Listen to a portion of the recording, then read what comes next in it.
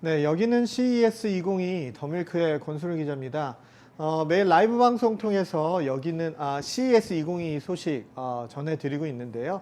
현지 시각으로 5일, 오늘입니다. 전시회가 드디어 개막을 했습니다. 오미크론 변이에도 불구하고 많은 인파가 몰렸어요. 그러면서 새로운 혁신을 눈으로 확인하려는 그런 어떤 수요들 직접 저희도 현장을 다녀오면서 확인할 수 있었습니다. 오늘 여기는 CES에서 다룰 주제 바로 많은 분들 관심 갖고 계신 모빌리티와 이머징 테크에 대한 소식 전해드리도록 하겠습니다. 함께 이야기 나눌 패널 두 분 모셨습니다. 우리 국민대 전자공학부 정구민 교수님 모셨고요. 안녕하세요. 네, 그리고 더밀크의 에이스 부대표를 맡고 있는 우리 박원익 기자 모셨습니다. 네. 안녕하세요. 네, 두 분 어떻게 오늘 전시회 잘 둘러보고 오셨습니까? 네, 재밌게 보고 왔습니다. 저는 네. 오늘 주로 모빌리티를 봤는데 네. 재밌었습니다. 네, 우리 박원익. 네, 저도 오늘 모빌리티랑 헬스케어 테크 쪽을 좀 둘러봤는데, 네네. 예, 흥미로운 기업들이 있었습니다. 네. 먼저 그 많은 분들 관심 갖고 있는 모빌리티 분야부터 좀 자세히 짚어보도록 하겠습니다. 정구민 교수님께서 오늘 올해 CES 2022에서 본 모빌리티 트렌드 어떤 것들이 있었는지 간략하게 한번 정리해 주시죠. 네, 뭐 여러 회사들이 이제 전기차 전략을 많이 내놓은 부분들이 하나 있을 것 같고요. 네. CES에서도 이제 전기차 중요하다 한 얘기도 그런 부분이 있었고, 그다음에 자율주행 쪽에 어떤 센서 부분이 하나 있을 것 같고요. 그다음 이동기기가 다양해졌다라고 네. 하는 측면들, 그다음에 뭐 자동화의 측면들, 한 그 정도의 네 가지 키워드로 좀 요약을 해볼 수 있겠습니다. 네. 박원익 기자께서는 어떤 트렌드? 저는 보셨어요? 이제 모빌리티 트렌드 지금 교수님이 잘 설명해 주셨는데, 전 조금 색다른 거라고 하면은 좀 로보틱스 얘기가 많이 나오고, 네. 이제 자율주행 기술을 한 단계 넘어가지고 그 이유를 좀 비언드를 보려고 하는 시도들이 좀 나왔다. 네. 그게 조금 저는 좀 흥미로웠던 것 같아요. 저도 현대차 부스 다녀왔는데 그 얘기는 이따가 조금 더 자세하게 우리 화면과 함께 이렇게 나눠보도록 하겠습니다.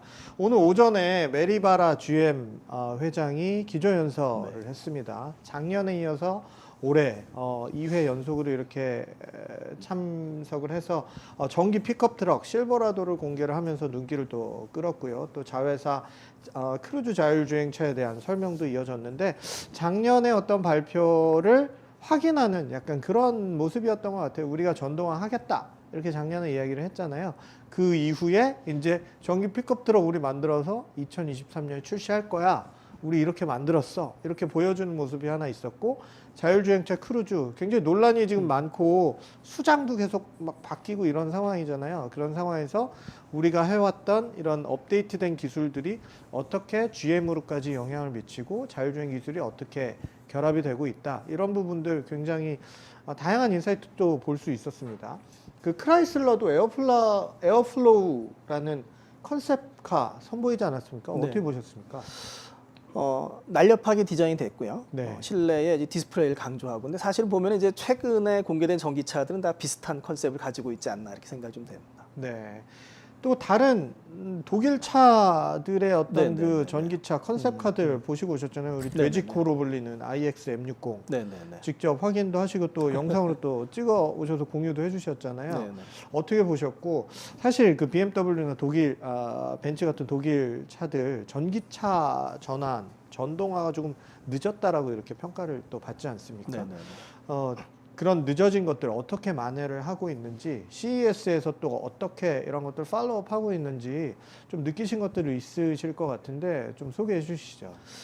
네, 사실 굉장히 아쉬운 부분은 뭐가 있냐면 벤츠의 EQXX를 현장에서 못 본 게 상당히 아쉽긴 하거든요. 네, 안 나왔나요 이번에? 그러니까 벤츠가 전시를 안 했기 때문에. 네. 근데 BMW 이제 iX M60을 전시를 했고요. 지금 그 iX 시리즈가 상당히 이제 대형인데. 네, 저희가 지금 화면으로 나가고 네네네. 있습니다. 지금 이제 네. 요 iX 시리즈에 이제 그 X드라이브 4050이 지금 상용화 돼 있고, 이 버전의 이제 고성능 M 시리즈인 거죠. 전기차의 고성능화 이런 부분을 볼 수가 있겠고요.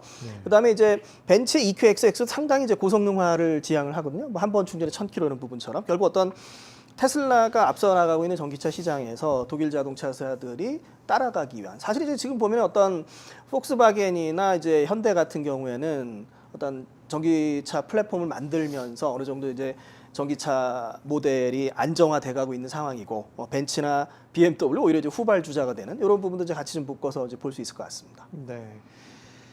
어쨌든 테슬라와의 경쟁이 제일 중요하잖아요. 그쵸, 테슬라를 이겨라, 네, 뭐 네. 테슬라를 따라잡아라, 네, 네, 뭐 이런 트렌드들 나타나고 있는데 네.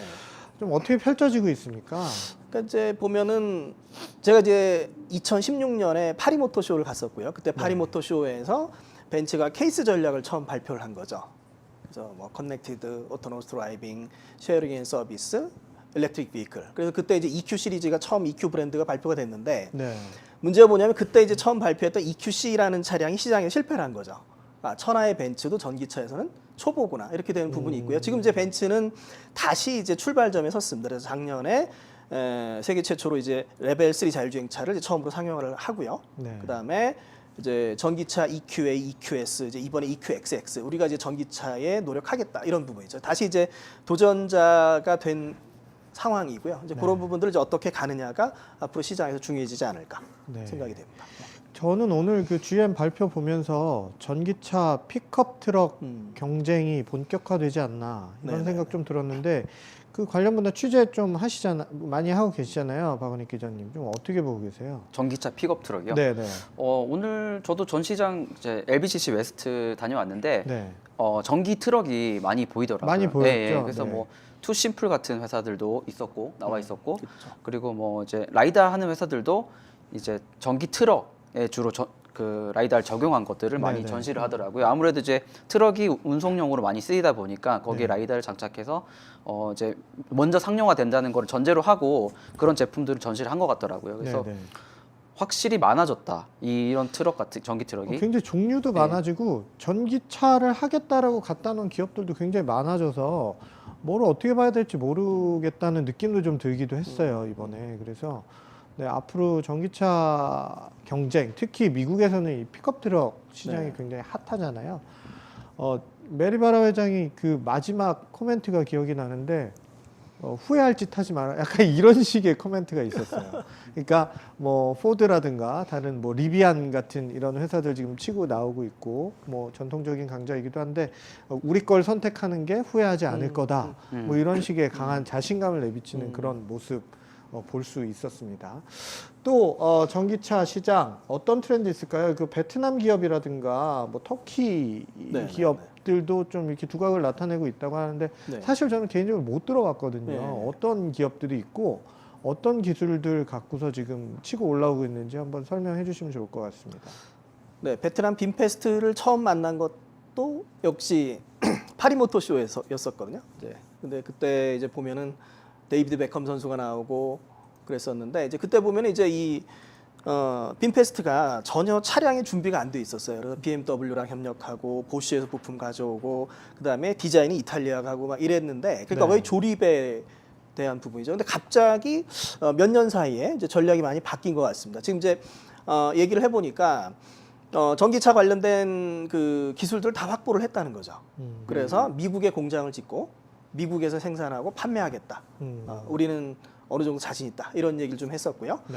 터키의 톡도 상당히 재밌었습니다. 제가 인터뷰를 갔더니 브라더 컨트리 막 이러면서 되게 반가워하는데요. 브라더 컨트리죠. 네. 터키는 그렇죠, 우리 그렇죠. 또. 그런데 막 네. 얘기를 해주는데 터키도 전기차를 가지고 싶었다는 거죠. 그래서 5개 회사가 조인트 벤처를 만들어서 국가의 지원을 받으면서 전기차를 만든다라고 얘기를 했습니다. 그래서 거기 보면 이제 주로 이제 IT 회사들이 있거든요. 그러니까 설명에 따르면 자동차 관련 회사가 2개, IT 회사가 한 3개 정도 되는데, 그러니까 우리가 만드는 건 IT 중심의 자동차라는 거죠. 서비스를 넣을 수 있는 디스플레이를 강조하고, 그래서 이제 그런 부분들에서 이제 우리가 좀 만들어 나갈 수 있을 거다 이런 부분이 있는데요. 어제 이제 손정은 대표님하고 이제 얘기를 나누는데 손 대표님이 재미난 인사이트를 하나 주셨는데 앞으로는 1국일 전기차 체제가 되지 않겠느냐. 1국일 전기차. 네네네. 그러니까 네.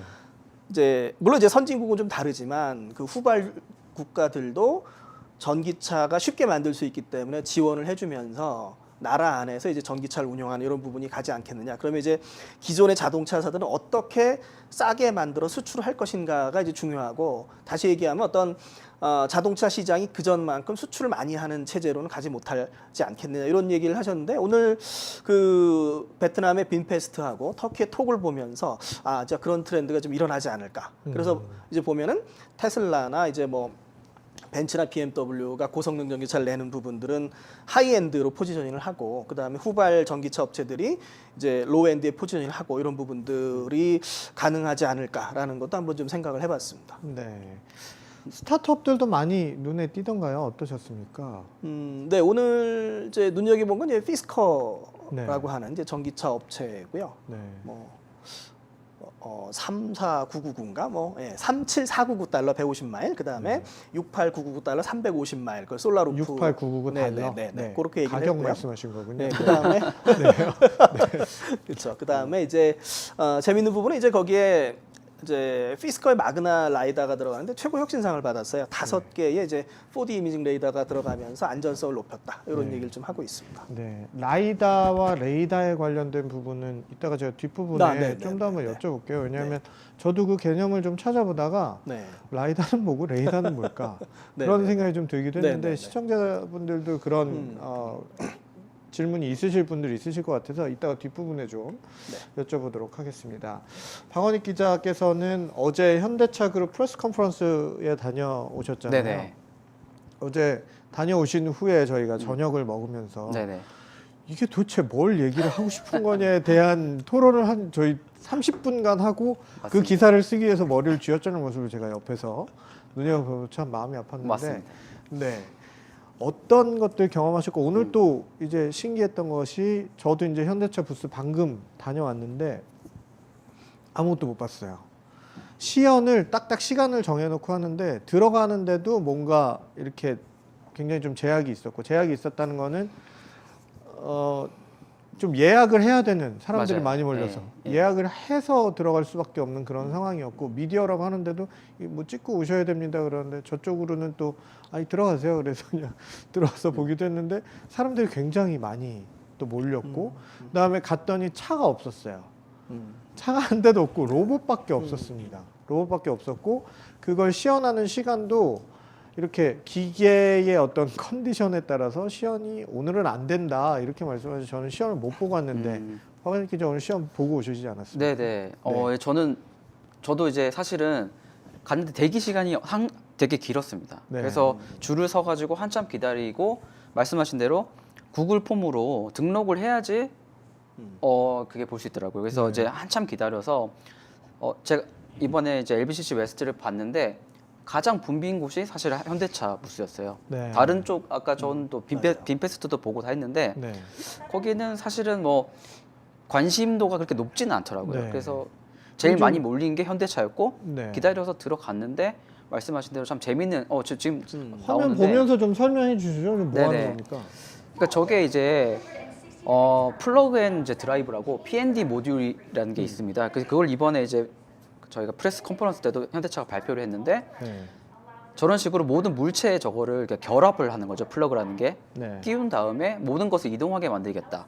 약간 이런 목표거든요. 그래서 저기 이제 크기도 두 가지가 있더라고요. 뭐 큰 바퀴가 큰 게 있고 작은 게 있어서 저기 왼쪽에 조그맣게 보이실지 모르겠는데 저게 1인용 또 이제 모빌티 지금 보이죠? 요건 바퀴가 좀 작은 거예요. 근데 저기에 모듈 안에 라이다 센서도 들어가고 구동계도 이제 들어가 있어가지고 브레이크도 할 수 있고 그래서 이제 모든 것을 이제 움직이게 한다. 저게 혼자서 알아서 움직이는 겁니까? 아니면 뭔가 운전을 하는 겁니까? 일단은 지금은 보니까 안에 타서 조작을 하시더라고요. 그러면은 기존에 나와 있는 예. 것과 별반 다를 근데 바가 이제 없어 보이는데. 아마 이게 시연이고 이제 네.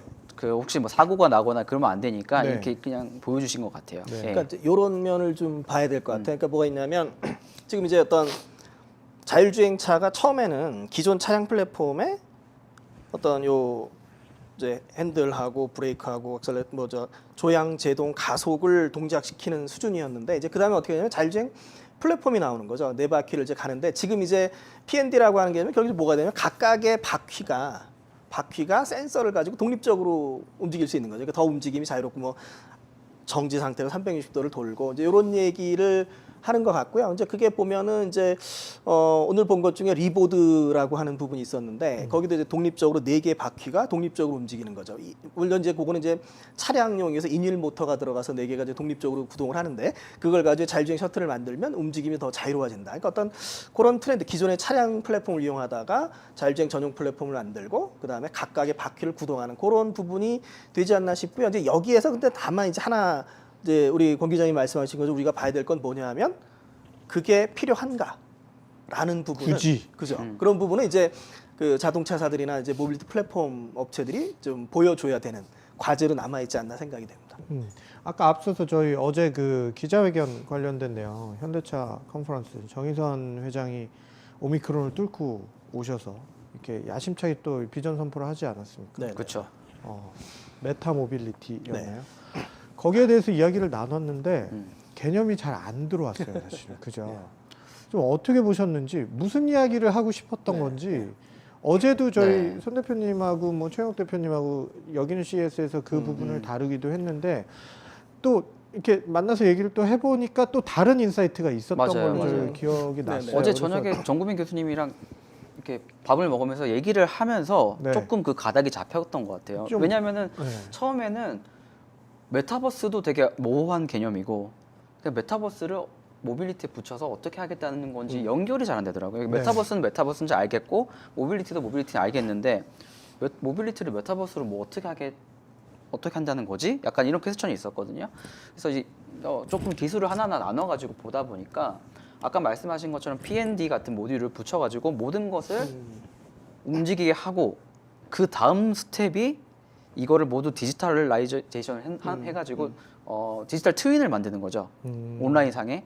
그러면은 이제 저희가 공장을 구동할 때 사실은 디지털 트윈 공장에서 어떤 조작을 하면은 실제 이제 공장에서 이제 작동이 되거나 이런 것들이 가능하거든요. 그래서 이런 것까지 조금 내다본 게 그쵸, 아닌가. 그쵸. 네. 그럼 기존에 있는 디지털 트윈과 다른 점이 뭐가 있습니까? 그러니까 이제 이렇게 봐야 될 것 같아요. 그러니까 저는 어떻게 이해하냐면 디지털 트윈을 실제적으로 구현하는 부분이 아닐까. 그러니까 현대가 제시한 메타 모빌리티라는 게 메타버스라는 가상 세계가 있고, 예를 들어서 우리가 이 스튜디오랑 똑같은 가상 공간이 있으면 한국에서 이 스튜디오 접속해서 여기 있는 로봇을 구동하는 이런 부분이 되는 거죠. 그래서 저는 어떤 생각을 했냐면 공간이라는 게 상당히 중요하구나 이런 생각을 했거든요. 그러니까 올해 이제 혁신상을 받은 아이폰 라이다 제품들이 하나 있는데요. 네. 그 하나는 뭐냐면 이제 플라시라는 앱은 여기 이제 놓고서 라이다로 공간을 스캔하는 거죠. 근데 문제는 뭐냐면 아이폰으로 공간을 스캔하려면 밑에 지지대가 상당히 정확해야 되는 거죠. 네, 그런 게 있고 그래서 우리나라의 이제 3i에서 이제 혁신상을 받은 제품은 어떻게 하냐면 여기 360도 회전을 해요. 회전하면서 공간을 스캔하는 거죠. 그럼 뭘 할 수 있냐면 가상 공간을 만들 수 있습니다. 네, 뭐 부동산에 쓸 수 있다 이런 얘기를 하는데요.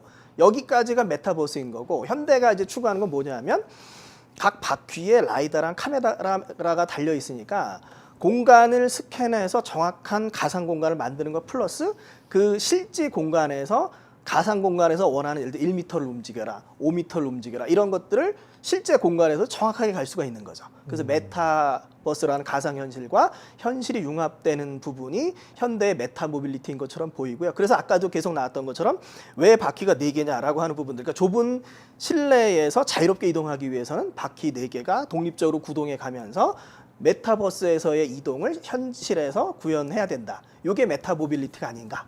네. 어제 이제 박 부대표님하고 그렇죠. 모여서 얘기한 게 이제 그런 얘기가 됩니다. 이게 교수님은 단계를 이해를 하신 거쳐서, 거군요. 네. 네. 네네. 단계를 거쳐서 이제 가면은 조금 연결고리가 생기더라고요. 네. 네. 머리를 맞대니까 이게 재미난 인사이트가 나오더라고요. 네, 현대차 관계자분들은 이 부분에 대해서 좀 더 자세하게 설명해 주실 수 있으면 좀 이렇게 명쾌하게 좀 더 해석을 해주시면 그렇죠, 그렇죠. 기사 쓰기가 좀 더 좋을 것 같아요. 그러니까 이제 어제도 이제 그 기사 나온 걸 쭉 봤는데 약간 기사 자체가 어려운 거죠. 그래서 사실 뭐가 필요하냐면 이제 기술이라는 게 이제 일반 사용자에게 전달하기 위해서 조금 더 쉽게 풀었어야 되는데 쉽게 풀어줄 필요가 있는데 그런 거에 있어서는 이제 더밀크가 중요한 역할을 하고 있지 않나 생각이 네, 듭니다. 맞습니다. 열심히 노력하고 있습니다. 네.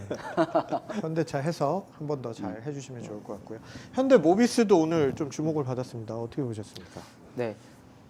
이번에 또 특징이 아까 말씀드린 것처럼 이제 현대차도 메타버스 얘기를 하잖아요. 네. 그래서 이제 모비스도 약간 비슷하게 처음에 이제 들어갈 때 아바타를 만들라고 하더라고요. 그래서 이제 얼굴 이렇게 스캔 같은 거 해가지고 아바타를 만들어가지고 요건 이제 보시는 거는 이제 현대차 시연인데 네. 그러니까 개인이 저희가 4명씩 갔거든요. 그래서 저기 캐릭터들이 한 명 한 명이 개인이에요. 그래서 로봇이랑 매칭을 해가지고 이렇게 화면에 보여주고 나중에 뭐 사진도 찍어주고. 저는 저거 보러 가서 기다려서 앉아 있다가 네. 제가 방송 늦을 뻔했잖아요. 결국 저- 못 보고 나왔는데. 네. 느낀 거는 근데 이걸 왜 하는 거지라는 생각이 좀 들어요. 굳이 이렇게 메타버스 이거 얘기할 필요가 있나? 그래서 그냥 한 가지 드는 생각은 좀 인게이지를 높이는 거. 참여도 참여도를 관람객들이 높이는 좀 더 몰입해서 이 좀 느낄 수 있고 경험할 수 있게 하려고 하는 노력이라고 보이는데 그런 것도 네. 좀 필요할 것 같습니다. 그 현대차가 생각하는 어떤 지향점이나 어떤 그런 비전들을 인게이지하는 것까지는 좋은데 이 인게이지하는 것과 현대차의 비전이 어떻게 연결이 되는지에 대한 것들이 좀 더 쉽게 설명되면 좋을 것 같다. 네, 네, 맞습니다. 그런 말씀이신 네. 거죠. 네, 알겠습니다. 저는 또 신기했던 게 네, 네, 그리고 모비스도 이제 뭐 아까 말씀드린 것처럼 그 지금 정국민 교수님이 각각의 바퀴가 구동하는 걸 말씀하셨잖아요. 그 네. 똑같이 모비스도 이제 크랩 워크라 그래가지고 그냥 옆으로 이동할 수 있는 거, 바퀴가 이제 90도로 꺾여가지고 그런 것들을 이제 그 전시장에 계속 시연을 하고 있더라고요. 그래서 뭔가 이동을 좀 자유롭게 한다는 거 이런 메시지를 좀 강하게 계속 주고 기존의 모빌리티 자동차를 좀 넘어서 다른 차원의 이동을 좀 제공한다.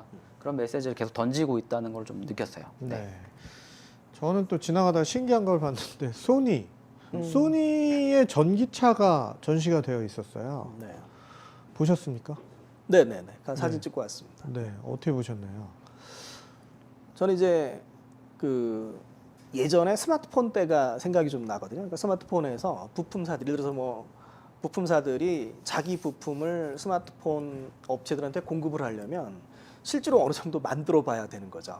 그래서 결국 예전에 보면 칩셋 업체 뭐 해서 레이어가 나눠져 있던 게 스마트폰에서 거의 사라지는 것처럼 자동차에도 그런 부분이 좀 나타나는 거 아닌가라는 부분이 있고, 그러니까 뭐 소니가 전기차를 만들어서 팔까라는 건 다른 문제일 것 같지만 우리가 전기차를 위해서 이런 부품들을 준비하고 있는데 그런 것들이 이렇게 준비가 되고 있어라는 걸 보여주는 거죠. 결국 이제 아까 그 자율주행 센서 업체들하고도 좀 얘기를 하다 왔는데요. 결국 이런 거죠. 그러니까 스타트업이 자동차에 들어가는 걸 직접 설계하지는 못하고 부품 업체들한테 공급해서 그 부품 업체들이 이제 OEM들에게 비전을 보여주는 이런 프로세스를 가야 된다라는 측면이 있고요. 그래서 소니가 보여주는 측면은 우리가 이제 이런 부분들이 다 준비가 돼 있다.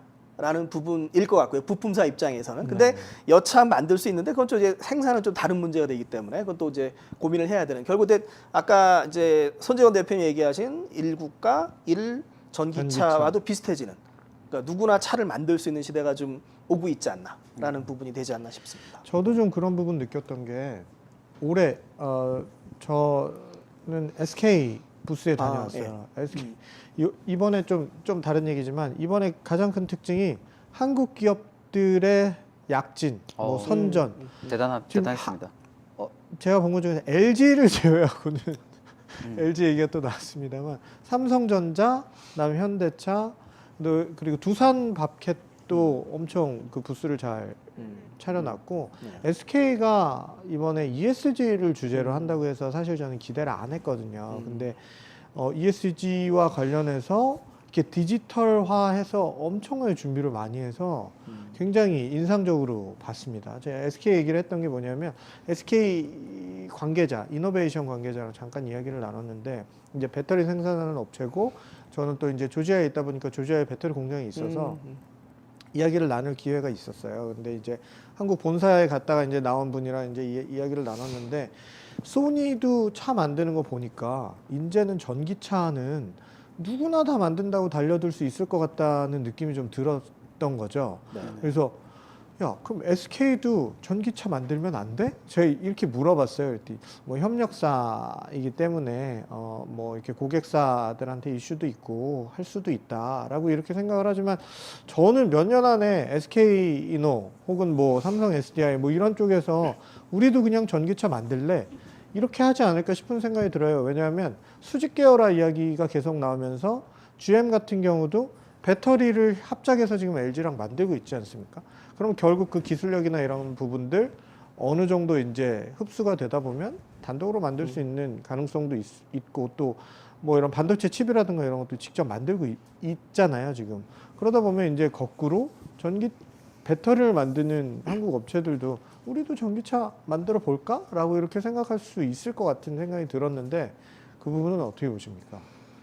네, 사실 뭐 이제 그 기술적으로는 이제 충분히 이제 가능한 부분이 될 거고요. 사실 이제 그 예전에 보면 지금 벤츠가 2016년도 파리모터스에서 케이스 선언을 할 때 보면 무슨 얘기를 했냐면 우리가 배터리 빼고는 다 만들어 이런 얘기를 했거든요. 결국 지금 기계 중심의 자동차사들이 건드리지 못한 게 이제 배터리였는데 뭐 테슬라의 기가팩토리나 GM, LG 뭐 협력이나 즉 자동차사들도 전기차 가격의 40%를 차지하는 배터리 쪽에 점점 더 진출하고 싶은 거죠. 그런 부분들이 좀 있고요. 다시 얘기하면 이제 어떤 배터리는 화학적인 요소지만 나머지 기계적인 부분, 전기전자적인 부분은 자동차사가 다 가지고 있다라고 하는 부분이 될 거고요. 아까 빈페이스트 가서 이제 엔지니어랑 얘기 나누는데 엔지니어도 그런 얘기를 하더라고요. 우리가 배터리는 못하지만 한국 업체들한테 사와서 나머지를 이제 통해서 만들겠다 이런 부분 얘기를 하고 있고요. 점점 더 자동차사들은 이제 수직 계열화로 가고 그 다음에 배터리 쪽을 어떻게든지 뭐 협력사를 만들든 가격을 다운시키려고 가고 있고요. 그 다음에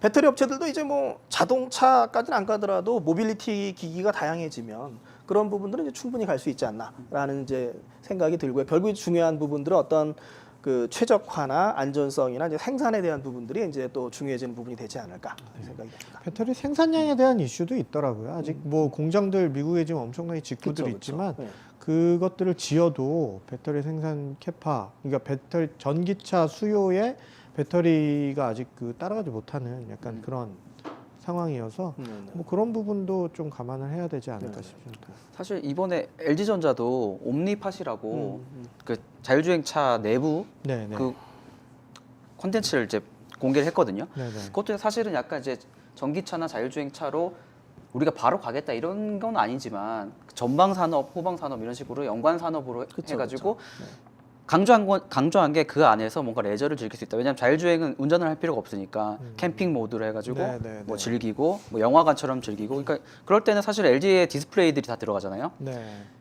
디스플레이 패널 같은 게. 그러니까 이게 다 연관이 돼 산업이 연관이 돼 있으니까 우리가 이제 자동차 산업에 조금 접근을 해서 관련 산업에서 좀 매출을 올리고 나중에는 또 뭐 미래도 생각해 볼 수 있다 말씀하신 것처럼 소니도 약간 그런 식의 접근인 것 같긴 해요, 저는. 네. 이제 소프트웨어 측면에서 자동차에 들어가는 어떤 그런 소프트웨어를 개발하는 업체들도 뭐 삼성이 됐든 LG가 됐든 계속 개발이 되고 있지 않습니까? 그래서 이런 업종을 뛰어넘은 합종 연행이라고 해야 되나요? 이런 것들이 계속 일어나고 있지 않나 그런 생각을 해볼 수 있겠습니다. 맞습니다. 제가 이제 2019년 프랑크푸르트 모터쇼에 갔는데요. 그때 보면 이제 독일의 부품사들이 디스플레이를 전시하는데 이런 얘기를 해요. 그러니까 디스플레이에 있어서는 우리가 아직 초보다. 네, 아무래도 그래서 이제 이 부분에 있어서는 솔직히 뭐 LG가 잘하고 또는 스마트폰을 하는 업체들, 뭐 LG나 삼성 같은 업체 잘할 수 있고 실질적으로 지금 어떤 뭐 예를 들어 LG 디스플레이가 차량용 OLED 시장의 91%를 차지한다든가 이런 부분에서 앞으로 어떤 미래로 갈 때 또 우리나라의 또 IT 업체들이 또 할 수 있는 역할이 있지 않나. 네. 다만 이제 또 그만큼 또 투자도 해나가야 되지 않을까 좀 생각이 됩니다. 네, 알겠습니다. 그 칩 이야기 좀 인텔 발표를 보셨잖아요. 네, 우리 네, 네. 정국민 교수님께서 모빌아이에 대해서 굉장히 좀 흥미롭게 보셨다라고 이렇게 이야기하셨는데 어떤 인사이트 좀 얻으셨는지 말씀해 주시면 좋을 것 네, 같아요. 이제 사실은 그 모빌아이라고 하는 업체는 기존에 이제 에이다스 시장에서 카메라를 거의 독점하던 업체였던 거죠. 네. 그러다 이제 모빌아이가 이제 2016년도 테슬라랑 협력하다가 이제 자율주행 사고가 나면서 한번 이제 큰 타격을 받았고 그래서 테슬라랑 결별을 하는데 근데 이런 히스토리가 있어요. 그 모빌아이랑 결별한 다음에 테슬라가 이제 보쉬나 엔비디아 같은 최고의 업체들과 협력하는데 모빌아이 기술을 따라잡는데 한 1년 정도 걸렸다는 얘기가 있거든요. 이제 그 정도로 이제 모빌아이가 가지고 있던 기술이 상당히 높았던 거고 지금도 모빌아이는 실질적으로 수익을 많이 내고 있는데 네. 이제 2017년 인텔 인수 이후에는 수면 아래에 가라앉아 있었던 거죠. 근데 최근에 이제 그 작년 말에 이제 상장을 추진하겠다고 발표를 했고요. 그 상장 추진과 더불어 이제 추진하는 기사가 많이 나오는 것 아닌가라는 생각이 들고요. 작년에 이제 작년 7월에 뉴욕에서 그러니까 엄청 복잡한 도시죠. 뉴욕에서의 자율주행을 발표를 했고요.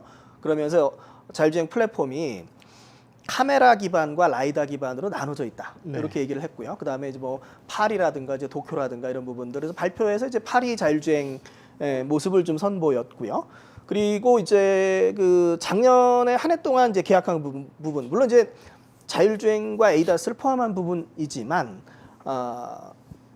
모델 수로 41개, 30개에서 41개 모델 5천만 대 규모를 계약을 했다고 발표를 했거든요. 그리고 그래서 이제 또 이 모빌아이가 또 재밌는 부분은 테슬라랑 또 겹치는 부분이 있어요.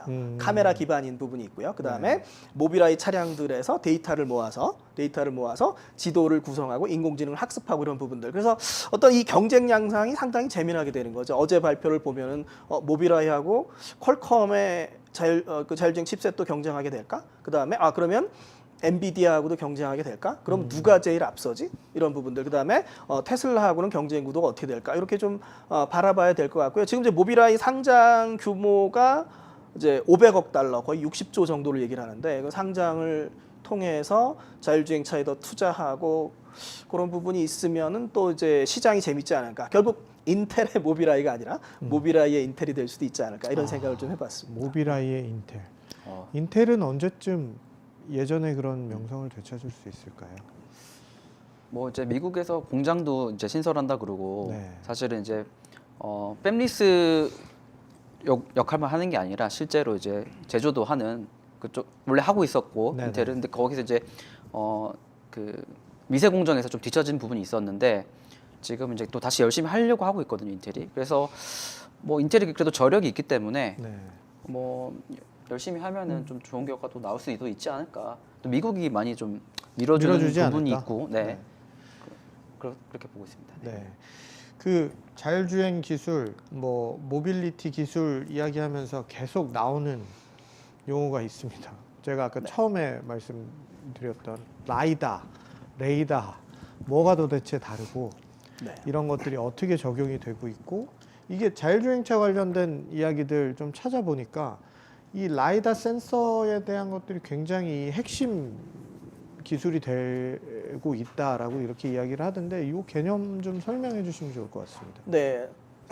라이다 센서는 이제 레이저를 쏘는 거죠. L이 이제 레이저고요. 레이저를 쏴서 물체에 맞으면 반사가 돼서 오는데 그 시간을 알면 이제 속도를 알고 있기 때문에 거리를 알 수가 있는 거죠. 근데 재밌는 게 뭐냐면 예를 들어서 우리가 레이저를 하나만 쏘는 게 아니라 이제 공간으로 여러 레이저를 쏴서 돌아오는 게 있으면 우리가 3D 공간을 인식할 수가 있는 거죠. 공간을 3D로 인식할 수 있는 장점이 이제 그 라이다의 장점이 되고요. 그 다음에 레이다의 경우는 약간 다르고요. 레이다의 경우는 전파거든요. 전파를 쏘면 전파는 이게 방사형으로 쭉 돌아나가면서 가다가 이제 맞으면 오는데 뭘 해야 되냐면 그걸 갖다가 프로세싱을 해야 돼요.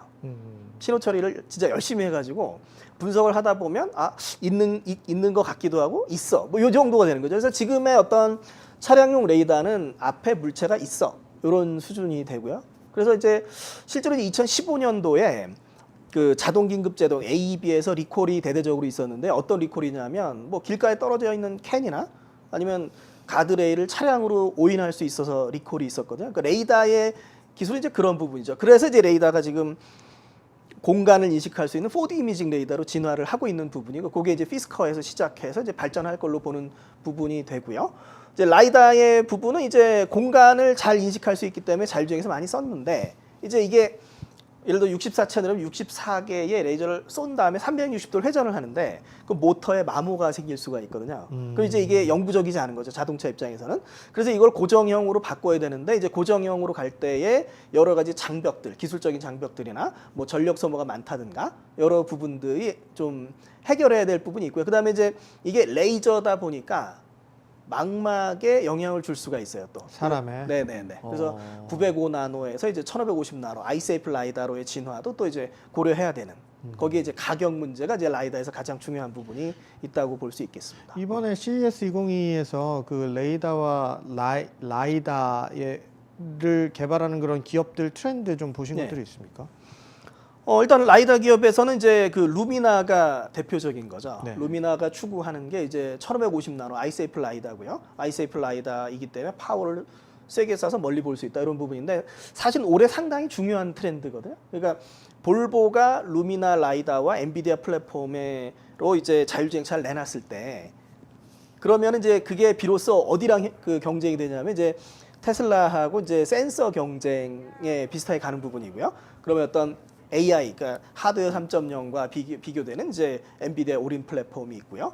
그다음에 테슬라의 이제 8개 카메라랑 비교되는 이제 루미나 라이다라는 강력한 게 있는 거죠. 그래서 그런 어떤 그 테슬라와 비슷한 플랫폼에서 올라와서 이제 경쟁하게 되는 부분들, 이런 부분이 이제 하나 또 의미가 있고요. 그다음에 이제 그 오늘 이제 루미나가 발표한 것 중에 지금 화면에 나오는 것처럼 뭐가 있냐면 라이다를 기존에 어떤 지붕에 뺑뺑뺑뺑 돌리는 게 아니고 루미나 같은 경우는 양산을 준비해서 고정형으로 앞에서 쏘도록 했거든요. 지붕에 두고. 그래서 저런 디자인이 나오는 거죠. 즉 상용화에 가까운 디자인이 간다. 이런 걸 좀 볼 수가 있고요. 그다음에 라이다 업체들이 엄청 많았습니다. 엄청 많았는데 최근에 어떤 자율주행 트렌드를 보면 이제 두 개로 나눠지거든요. 그러니까 장거리 라이다하고 단거리 라이다가 나눠지고 있습니다. 네. 예, 그래서 그런 부분도 좀 나눠서 볼 수 있겠고요. 오늘 이제 우리나라 업체인 이제 SOS 랩에 잠깐 이제 인터뷰를 갔는데 네. 작년 같은 경우 이제 맴스 라이다거든요. 맴스 미러로 계속 반사를 시켜야 되면 이동부가 남아 있는데 지금 이제 그거를 다 해결을 해서 이제 애플이 쓰는 빅셀 테크놀로지하고 이제 반도체 칩셋을 써가지고 수강부, 발광부를 다 이제 그 고정형으로 만들어서 이제 어떻게 보면 풀 고정형이라는 용어를 쓸 수도 있고 이제는 어떤 양산을 위한 풀 고정형 라이다가 개발이 다 됐다 이런 얘기를 좀 하고 있습니다. 네. 하원익 기자님 네. 뭐 저 아까 저기 그 그림이 잠깐 나왔는데 그 루미나 CEO가 직접 와가지고 그쵸, 그쵸, 예, 좀 그쵸. 적극적으로 마케팅을 네네, 되게 네. 많이 네, 열심히 하고 맞습니다. 있더라고요. 그래서 정말 열심히 라이다 그 산업을 좀 리드하고 싶어하는 네. 그 욕망이 좀 보였고 그리고 저는 좀 보던 중에 솔리드 스테이트 라이다가 있더라고요. 네네. 그 아까 말씀하신 고정형. 것처럼 이렇게 네네. 도는 게 아니라 그렇죠, 그렇죠. 그 고정돼 있는 그죠 거. 고정형이라고. 네. 예, 예, 그래서 예. 그게 좀 눈에 띄었다. 음. 라이다라는 그 기술 자체도 되게 발전하고 있고 계속 새로운 경쟁이 점점 이제 치열해지고 있다. 이게 확실히 느껴졌어요. 정말 많았어요 라이다 업체들이. 그래서 이게 자율주행으로 가는 제일 중요한 어떤 기술이기 때문에 열심히 하고 있다. CES가 그런 걸 좀 보여줬다. 네, 네, 좀 그런 걸 느낄 수 있었어요. 네. 루미나가 얼마나 싼 가격에 빠른 시일 내에 고정형 라이다를 내놓을 것인가. 지금 로드맵대로 이제 내놓게 되면 이제 시장에 어떤 변화를 크게 가져올 수 있는 부분이 있기 때문에 그것도 하나 또 중요한 트렌드로 우리가 봐야 될 것 결국은 같습니다. 네. 저렴한 시장에서 먹힐 가격에 어떻게 상용화를 시키느냐, 누가 먼저 상용화를 시키느냐가 가장 큰 중요한 그쵸, 이슈라고 그쵸. 이렇게 이야기를 할 수 있겠습니다. 사실 근데 루미나의 저 고정형 라이다는 좀 비싸요. 많이 비싸서. 얼마 정도예요? 지금 이제 그 인게스 1550나노가 인게스라는 소재를 쓰는데요. 네. 인디움 갈렘 아세나이즈는 게 되게 비싸거든요. 네. 거의 뭐 내놔도 500만 원이다 이런 얘기를 하고 있는데. 아, 그것만. 예, 예, 예. 그러니까 이제 아직은 좀 가격을 많이 낮춰야 되는데, 그러니까 비싼 차량에 들어가겠죠. 그러니까 볼보가 비싼 차량을 내놓지 않을까. 그러니까 아직 어떤 카메라에 비해서는 가격이 좀 많이 비싼 면이 좀 있습니다. 네. 알겠습니다. 저희가 자율주행차 상용화에 대한 이야기 한번 나눠봤는데 자 그리고 참 네네. 저 얘기를 좀 하고 와야 되겠네요. 네네네. 그래서 이런 거죠. 그러면 그러니까 이제 이게 테슬라는 저렴한 카메라로 잘 구현하고 있는데 그러면 비싼 센서가 필요해? 이런 질문이 있을 수 있거든요. 네네. 그 루미나가 아까 이제 전시에서 보여준 게 그런 부분이에요. 프로액티브 세이프티라는 건데 작년부터 계속 이제 전시장마다 이제 선을 보이고 있는데 실제 전시에서 체험도 할 수 있다고 그래요. 이제 어떤 네. 거냐면 지금 어떤 그 엔캡에서 신체 안정도 테스트에서 자동 긴급 제동을 시연하는 게 앞에 사람이 있을 때 정지하는 게 보통 이제 60km 정도에 맞추는데 네네. 루미나가 뭘 하냐면 한 80km까지 높여서 아우디랑 테슬라 차량에서 이제 어떤 그 사람 인형을 들이받는데 네네. 자기들은 괜찮아 이런 걸 보여주거든요. 결국 어떤 거냐면 이런 거죠. 그러니까 고급 센서를 쓰면 더 안전할 수 있어 이런 거를 얘기를 하는 거고요. 오늘 이제 발표를 하나 했었고요. 그 다음에 작년에 벨로다인도 비슷한 게 있었어요. 그러니까 야간 상황에서 기존 차량과 카메라와 레이더 기반의 기존 차량과 벨로다인을 라이다를 장착한 차량이 있을 때 누가 더 안전한가? 우리가 더 안전해. 이런 게 있었고요. 그다음에 이제 구글 웨이모도 이제 테슬라 FSD 베타 상용화 이후에 이제 FSD 베타 V8, 9, 10 출시 이후에 상당히 곤란한 입장에 있어서 작년부터 블로그에다 계속 올리고 있는데 그 중에 하나가 뭐가 있냐면 카메라로는 안개 상황을 못 보는데 라이다도 어려운데 4D 이미징 레이더를 쓰면 안개 상황을 뚫고서 차를 인식할 수 있기 때문에 훨씬 더 안전해. 이런 얘기를 하고 있는 거죠. 그래서 결국 이제 뭐 우리가 이제 다시 한번 정리를 해보면 비싼 고성능 센서를 쓰면 안전해. 더 안전해. 하지만 그 가격을 어떻게 할 것인가. 우리가 가격과 성능과 안전이라는 걸 이제 동시에 고려하면서 시장이 발전해 나가지 않을까 이제 생각을 해볼 수 있겠습니다. 그러면 자율주행차 제일 궁금한 게 자율주행차 개발들 많이 하고 있잖아요. 오늘 뭐 GM도 오전에 이제 그 기조연설 할 때 그 크루즈를 직접 샌프란시스코에서 이제 시험 주행을 했잖아요. 시험 주행하면서 실제 일반인들이 타서 그런 어떤 리액션들을 이렇게 보여주는데 굉장히 좀 인상적이었어요. 인상적이었는데 얼마 전에 또 사고도 났다 뭐 이런 기사 나와서 또 이슈가 되기도 했는데 언제쯤 상용화가 좀 이뤄질 것으로 예상을 하시는지 언제쯤 가능할까요? 네, 그러니까 이제 뭐 너무 원초적인 질문들이 나왔어요. 예, 그러니까 결국은 이제 이거를 여러 단계로 나눠야 되는 거죠. 그러니까 네.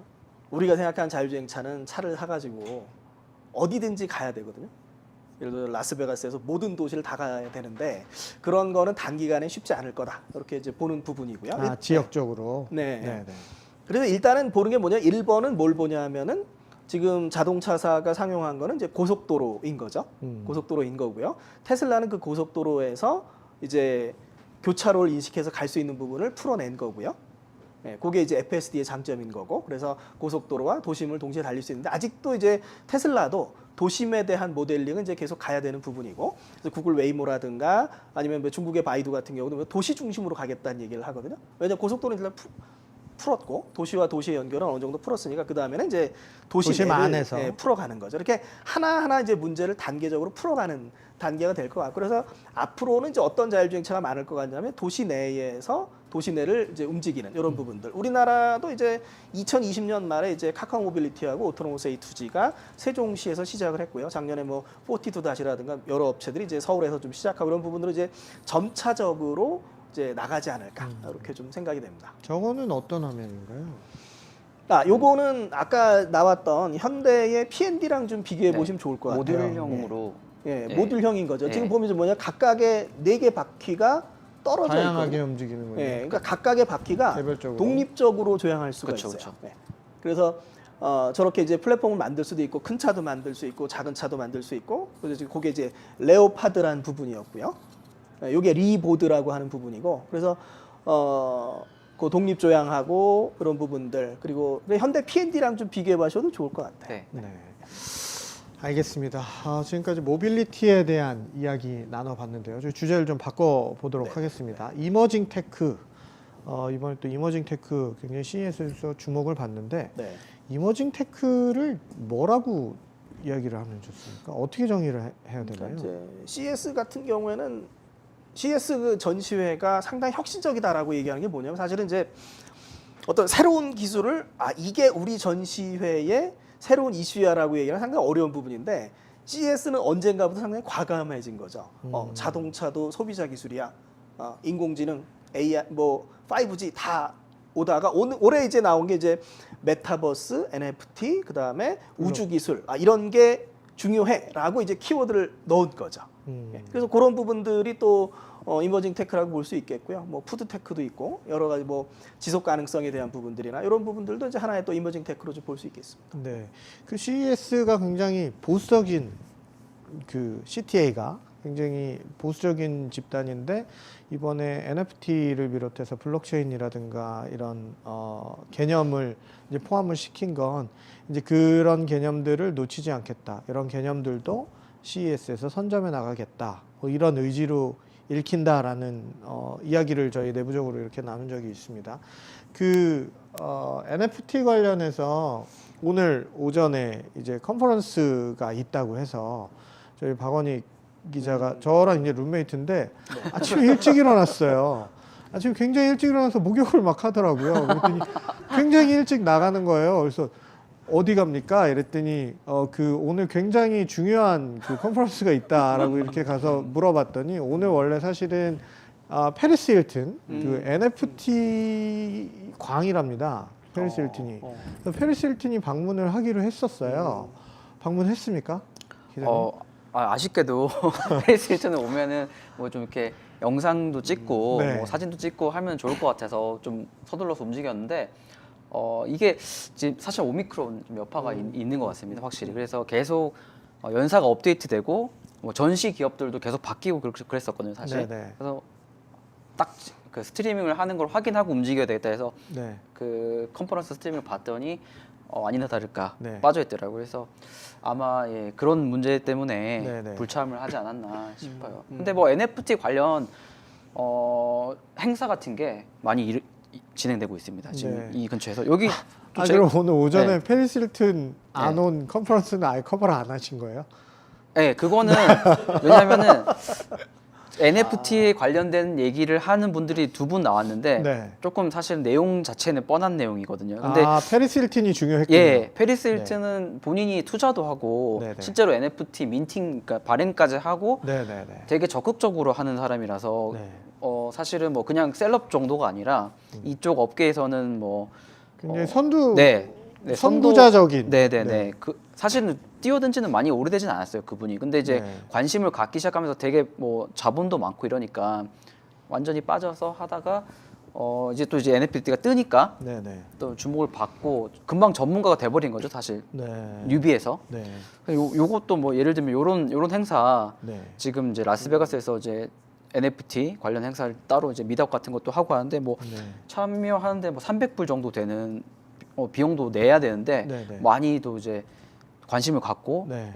이렇게 모였을 때 서로 이렇게 모여서 정보 교류하고 네. 이런 움직임이 많이 있습니다. 그래서 아까 CTA 얘기하셨는데 CTA가 이런 것들을 되게 캐치를 잘하는 것 같아요. 새로 떠오르는 기술 같은 거 캐치를 잘해가지고 아까 지금 정국민 교수님 말씀하신 것처럼 이런 것도 다 컨슈머 비즈니스에 그쵸. 포함될 수 있다 해가지고 이제 많이 다루고 그러다 보니까 사실은 뭐 MWC라든지 이파라든지 다른 이제 IT 쇼들이 많이 이제 위축되고 그런 거에 주도권을 뺏기고 있는 거죠. 비해서 네. CES는 그래도 아직 살아 있거든요. 명맥을 가장 네. 잘 유지하고 있고 그래서 이런 것들은 좀 열심히 하고 있다. CTA가 확실히 그런 느껴지는 올해도 좀 그런 게 느껴지는 것 같아요. 이머징 테크 분야에서. 네네네. 더밀크를 위해서도 CES는 중요합니다. 네.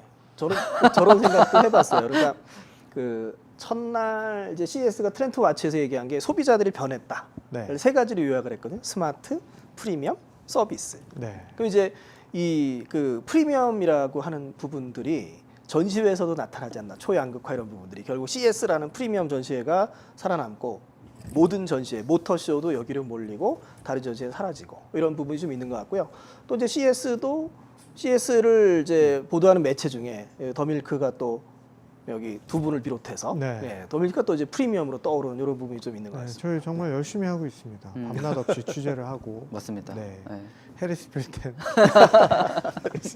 네, 알겠습니다. 저는 오늘 NFT 관련해서 좀 이렇게 눈여겨봤던 부분이 삼성전자 부스를 제가 잠깐 방문했어요. 삼성전자 엄청 또 이번에 기조연설도 한종희 부회장 나오셔서 또 이렇게 멋있게 하시기도 하시고 부스도 굉장히 크게 촬영해서 굉장히 많은 분들 오늘 사실 저는 전시장 그 AVCC 둘러보면서 느꼈던 게 이게 한국 전시회인가 싶을 정도로 한국 분들 너무 많은 거예요. 그다음에 한국 기업들이 굉장히 큰 규모로 많이 또 들어와 있었고 그래서 어떻게 보면은 위기에 강한 우리나라, 한국. 네, 이런 오미크론 상황에서도 위축될 수 있는데 이런 기술의 어떤 혁신이라든가 이런 것들을 먼저 선제적으로 좀 보여주고 그런 것들도 먼저 배우려는 그런 모습들도 볼 수 있었는데 삼성전자 제가 말씀을 드렸던 게 NFT를 구입할 수 있는 텔레비전을 시연을 하고 있었어요. 네네네. 그래서 어떤 디지털 그런 그림이었는데 좀 움직이기도 하고 반짝반짝 빛이 나기도 하고 굉장히 이쁘다 이렇게 보고 있었는데 사람들이 많이 몰려 있더라고요. 그래서 이렇게 자세히 봤더니 NFT 상품인데 2,300불이다. 이렇게 가격이 매겨져 있더라고요. 근데 그게 뭐 진짜인지 가짜인지는 모르겠으나 그런 것들을 보면서 이 NFT 시장이 한국에서도 굉장히 지금 핫하게 그쵸. 이렇게 떠오르고 있고 미국에서도 굉장히 이슈가 많이 되고 있는데 훨씬 우리가 생각하는 것보다 빨리 더 이렇게 상용화되지 않을까 그런 생각을 좀 하게 된 그런 계기가 됐습니다. 그리고 스페이스테크도 이번 CES에서 좀 주목을 받았습니다. 우리 박원익 기자님 다녀오셨다 그랬죠? 아, 예. 그 시에라 스페이스가 이제 처음 전시를 해서 네. 좀 주목을 받았고, 그리고 이제 제가 뭐 전시관에 다녀오긴 했는데 내용 컨텐츠 부문에서는 사실은 뭐 엄청 깜짝 놀랄 만한 그런 것들은 없었어요. 왜냐하면은 저희가 좀 예상을 하고 갔던 부분이어가지고. 근데 네, 한 네. 가지 볼만했던 거는 실물 크기의 이제 우주 우주선. 왕복선, 실물 크기의 이제 우주 왕복선 전시가 돼 있으니까 목업이긴 하지만 네.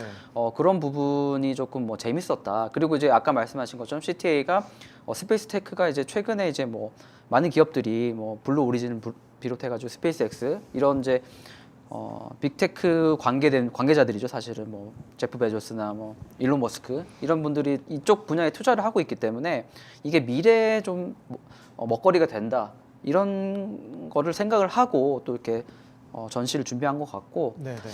네, 뭐 많이 체험할 수 있는 건 사실 없었어요. 이게 뭐 스페이스라는 게 만약에 체험을 하게 하려면은 뭐 장비도 뭐 만만치 않고 하다 보니까 일단은 뭐 그래도 이런 게 있다라는 거를 좀 보여줬다. 네.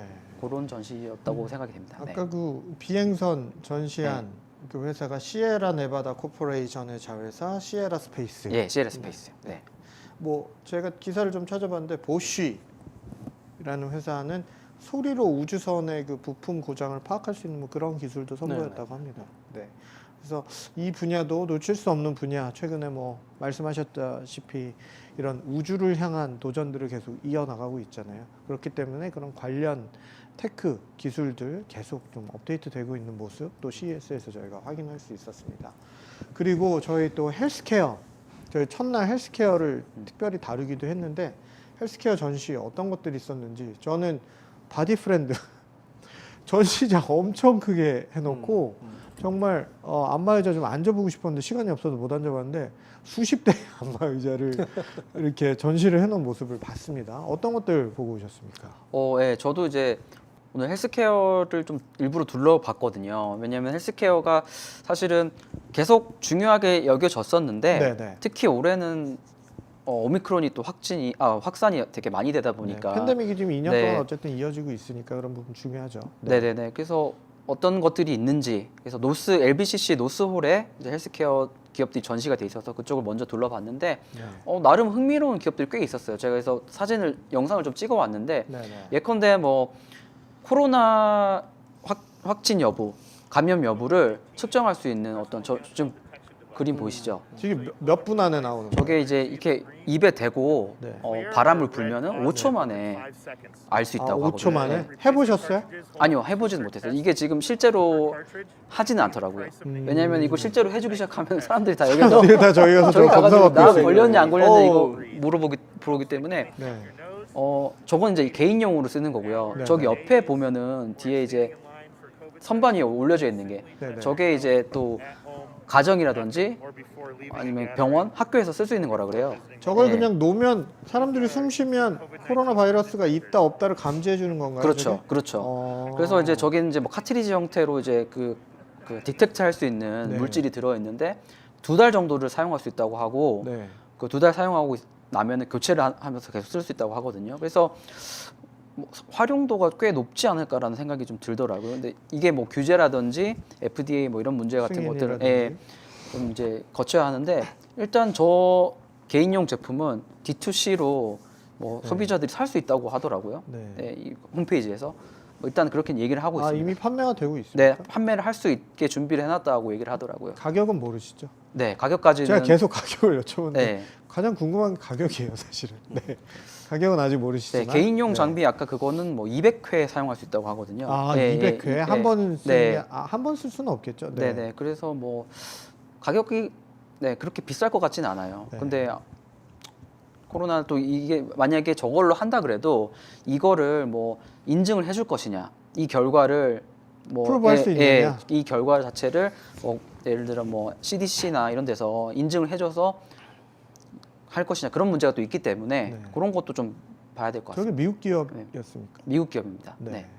또 안마 관련된 네. 회사도 또 보고 네, 있었죠? 뭐 로봇, 그러니까 이게 로봇이라는 게 전 산업 분야에 다 적용이 되는 거잖아요, 로봇 기술이. 그래서 그림을 한번 보여주시면은 사람이 이제 실제로 눕는 거는 안 나오는데 네.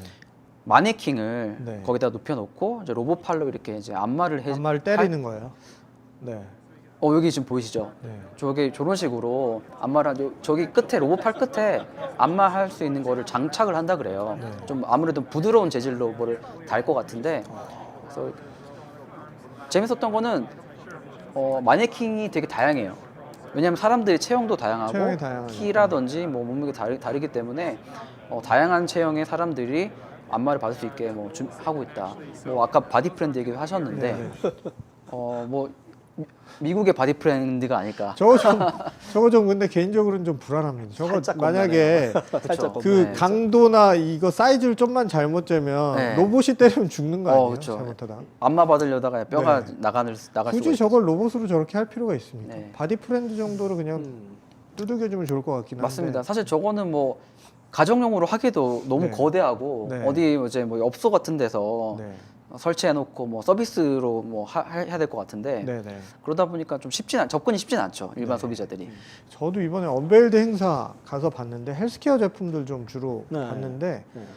굳이 저걸 기술을 저렇게 적용을 해서 했어야 할까 하는 제품들이 있었어요. 투머치 제품들. 맞습니다. 그래서 CES이기 때문에 기술과 혁신을 선보인다고 하지만 사람들한테 정말 필요한 걸 줘야 되는데 필요한 걸 위한 기술이 아니라 기술을 위한 기술을 선보이고 있는 건 아닌가 그런 생각도 또 많이 들었습니다.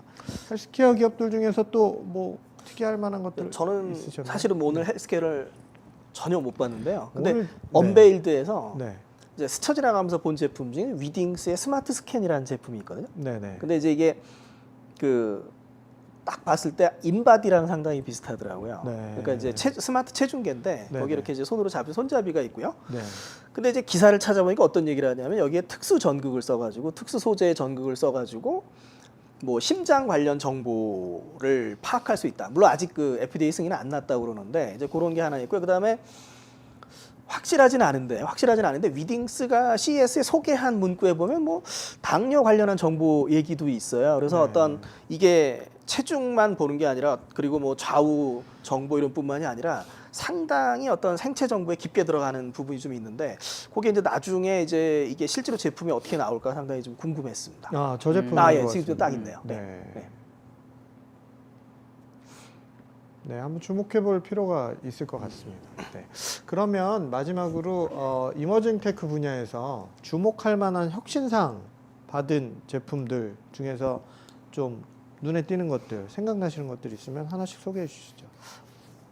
저는 이제 아까 이제 제가 또 모빌리티를 주로 봤기 때문에 정근 교수님도 말씀하셨지만 그 모빌리티 자동차 부품 기업 중에 마그나라고 있습니다. 마그나 네. 캐나다 회사인데 네네. 마그나가 이제 레이더인데 디지털 레이더라는 기술을 그 제품을 내놓은 게 있어요. 그게 이제 최고 혁신상을 받았거든요. 그게 좀 저는 흥미롭더라고요. 아까 말씀하신 대로 이쪽 분야에 뭐 라이다도 있고 레이더도 있고 카메라만 쓰는 경우도 있고 되게 네. 경쟁이 치열한데 네. 이 기술을 사용하면은 예컨대 어떤 거를 식별할 수 있냐면은 뭐 터널 밖에서 과거에는 이제 그냥 레이더를 쓰면은 터널 밖에서 바라봤을 때 터널 안에 차가 정차되어 있는 거를 식별하지 못했는데 이 디지털 레이더를 쓰면은 차가 정차되는 것이 이제 어두워서 사실 잘 안 보이잖아요. 근데 네. 그 레이더가 감지할 수 있다. 그런 거를 이제 얘기를 하더라고요. 그래서 이런 것도 조금 새로운 기술이고 돌파구가 되지 않을까라는 좀 그런 생각이 들더라고요. 네. 정 교수님께서는 어떤 제품 기억나시는 제품 있으십니까? 네, 저는 이제 아직 못 봤어요. 다 못 봤는데 네네. 네, 좀 보고 싶은 게 이제 우리나라 스타트업 펜나우 최고 혁신상을 받았는데요. 펜나우. 펜나우. 예. 네. 강아지 코에 주름이 코, 있는데 네, 예, 코 그 주름을 인식하는 이런 부분들. 그게 음. 상당히 궁금하고요. 그다음에 두 가지 정도 또 있는 부분은 좀 꼭 보고 싶은 부분 뭐냐면 우리 저기 드라마 스타트업이라는 드라마 눈길 서비스가 있었잖아요. 네. 할머니가 이제 시력이 점점 없어지면서 그걸 인공지능이 보여준 눈길 서비스라는 부분이 있는데 그걸 이제 작년에 이제 그 또 모비라예요. 안논 샤슈아 교수가 네. 어떤 사회 공헌을 위해서 올캠이라는 업체를 창업을 해서 거기 어떤 안경에 부착해서 저시력자나 이제 시각장애 분들을 좀 도와줄 수 있는 이런 걸 만들었는데 올해 이제 새로 업그레이드돼서 이제 올캠 아이 프로라는 제품이 나왔습니다. 그래서 뭐 가격도 낮추고 성능을 높였다 그러는데 이제 그런 부분이 하나 궁금하고요. 또 하나 부분은 이제 그 올캠 아이 프로가 이제 그 눈을 도와준다면 시그니아가 이제 어떤 귀를 도와줄 수 있는 예를 들어 소음이 많은 데서 프로세싱을 해서 이제 배경 노이즈를 제거하고 음성을 또렷하게 들을 수 있는 이런 부분이 있다고 그러는데 그런 어떤 고령화돼가는 사회에서 상당히 좀 생각해 볼 만한 부분이 아닐까 좀 생각이 됩니다. 네, 알겠습니다. 오늘 두 분 말씀 대단히 감사합니다. 오늘 모빌리티와 이머징 테크 두 가지 주제를 놓고 CES에서 선보이고 있는 혁신 트렌드들 살펴보는 시간 가졌는데 어떻게 재미있게 보셨는지 모르겠습니다. 내일과 모레까지 이어지는 CES 2022 기간 동안 저희 또 더밀크에서는 기사와 영상으로 계속 업데이트해서 인사이트 가득한 소식들 전해드리도록 노력을 하겠습니다. 오늘 두 분 나와주셔서 대단히 감사드리고요. 시청해주신 여러분들 대단히 고맙습니다. 감사합니다. 감사합니다.